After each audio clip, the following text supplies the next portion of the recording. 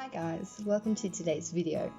If you're new here, my name is Nella, and on this channel I invite you to come along on my journey to explore, experiment and just create watercolor art.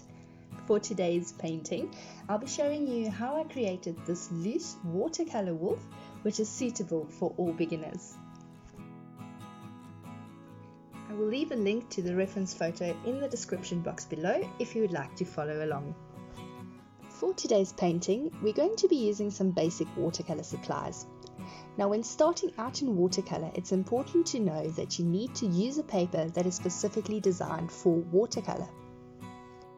We will also be using a limited color palette for today. Now these colors usually are included in most watercolor sets.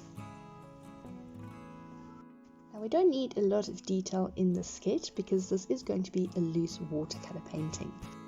We start off with wetting the page with clean water. Then we apply masking fluid to the wet paper in the areas that we would like to remain white. Now if you don't have masking fluid or you just don't like using it, you can skip this stage of the painting. All that means is that you're going to need to be a little bit more careful when you're preserving your whites and creating your edges. Let everything dry completely. Now for the first layer, you're going to be using some watered down black paint to go around the white area of the face. Now remember that the more water you add to your watercolor paints, the lighter the value will become. You will see me adding some darker, less diluted paint in certain areas where I want it to be darker.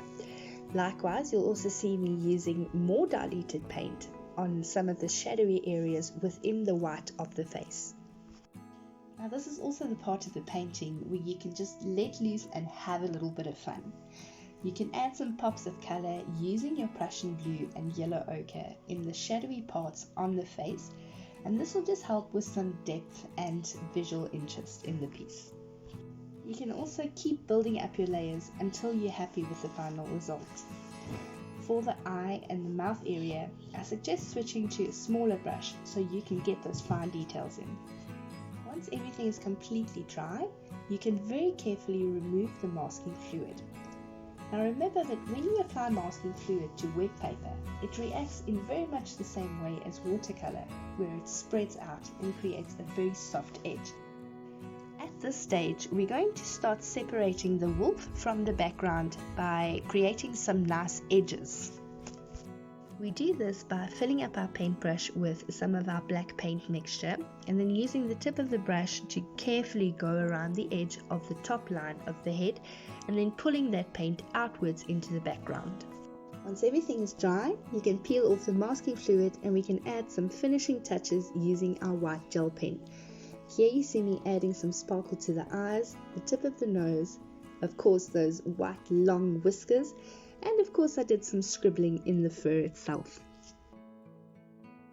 If you've enjoyed this video, please be so kind as to hit that like button, leave me a comment and subscribe to my channel for more videos in the future. Thank you for watching. Until next time, bye guys.